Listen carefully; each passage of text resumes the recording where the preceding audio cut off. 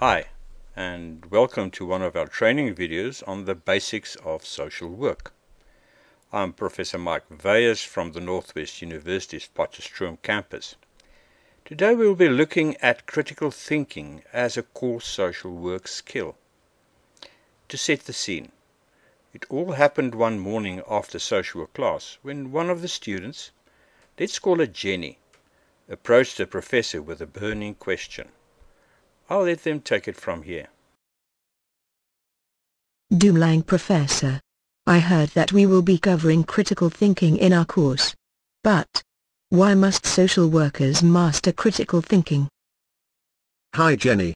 Let's look at the importance of critical thinking in social work. Many times in your professional life people will ask, can you solve this problem for us, or for them? Without critical thinking, you may simply rush off and start solving it without stopping to think before you do. If you do, you may find that you solved one problem, only to realize you created a bigger one. Or that you thought you solved the problem, but then discovered you only addressed a symptom, and didn't fix the root cause. A bad judgment call will affect people's lives negatively. The reason these things happen were because you did not think critically beforehand. Professor, but how does it work in practice? In practice, we're facing many demands that require extensive amounts of information before we can make a decision or know what to do. There will also be multiple stakeholders involved in all of your problem-solving efforts, and each will have their own demands. This increases the complexity of trying to get to an answer. When you do ultimately come up with a decision or recommendation, they will involve numerous trade-offs. Not everyone is going to be happy with what you recommend. It may also take some time in acquiring the required data to make your decision, and when you finally do make the call, there's going to be high scrutiny over whether you were right or wrong. A bad call can have negative professional implications. Add to this unforeseen bottlenecks in getting to that answer. Multiply it by the number of problems you're trying to solve every single day, and then divide by the limited amount of time you have to get to an answer. The importance of stopping and thinking critically before you rush off and undertake all these very comprehensive efforts is very high. The critical thinking process is what's going to differentiate you and the solutions you develop, versus rushing off without any thought at all. Critical thinking is both a mindset and the application of some real simple tools. These you must master before the end of your training. Professor, I still don't understand what the concept means. I know that it is obvious that we think all the time, but how often do we think about how we think? And even more, how often do we evaluate our thinking in order to make it better, therefore, more clear, more accurate, and more defensible? This is where the development of critical thinking skills comes in.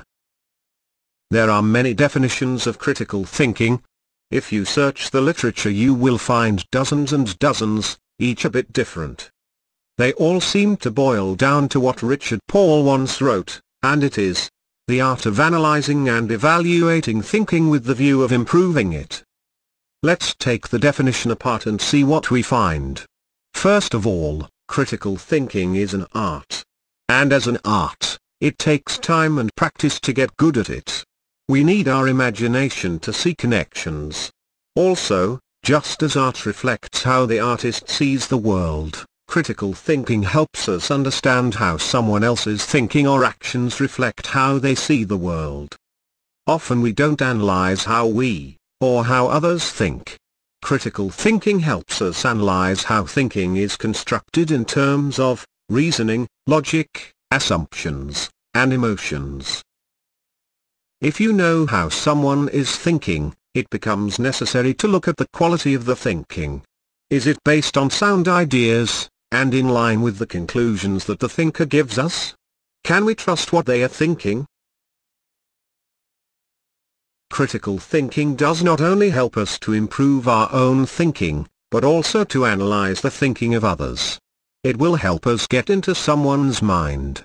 Is that not one of the first steps in effective social work?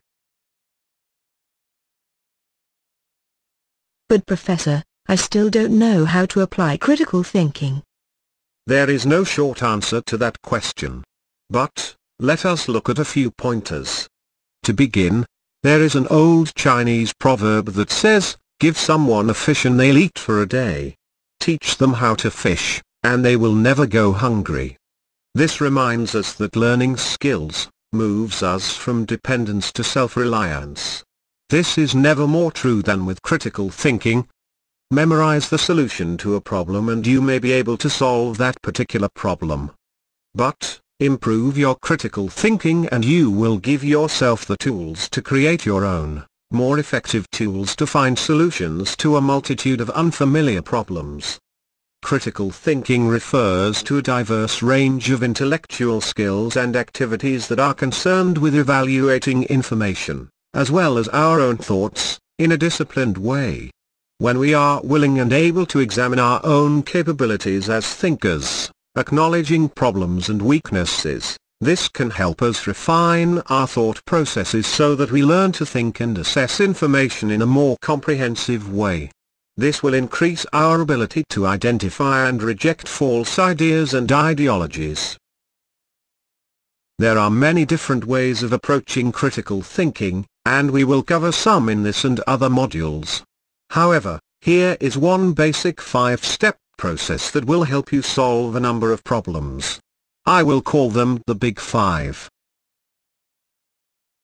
1. Formulate your question. In other words, first know what you are looking for. 2. Gather your information. There will be a lot of it out there, both from your clients and other sources. However, if you have a clear idea of your question, you will be able to judge what is applicable. Information gathering helps you weigh different options, moving you closer to a decision that meets your goal. 3. Analyze the information. This is something you do by asking critical questions. Ask yourself, what concepts are at work? Is this information valid, reliable, and relevant? Is my interpretation of the information logically sound? 4. Consider the implications. Even though the information you gathered may meet all the requirements, what implications will it hold for you and others if you acted only on what is directly available? 5. Seek out other points of view. Making a decision is seldom a question of choosing between right and wrong. There are usually a lot of gray areas. Exploring the full spectrum of viewpoints will help you identify alternatives, evaluate your own choices, and ultimately help you make more informed decisions. Only after you have made your decision, and have also taken the ethics involved into account, can you start to implement it. This 5-step process is only one tool, and it certainly will not eradicate making difficult decisions from your professional life, but it will increase the number of appropriate choices you make.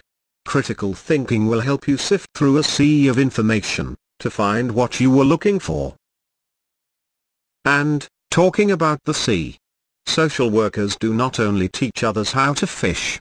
We, metaphorically speaking, organize it so that they gain access to a river or the sea, and provide them with the tools such as fishing gear and bait to start fishing. And if we are really good at it, we teach them how to put the fish in a can and sell it at a profit. Thank you, Professor. I think I understand critical thinking a bit better now. Remember, critical thinking is the objective analysis and evaluation of an issue in order to form an evidence-based judgment. Without it, you cannot be an effective social worker.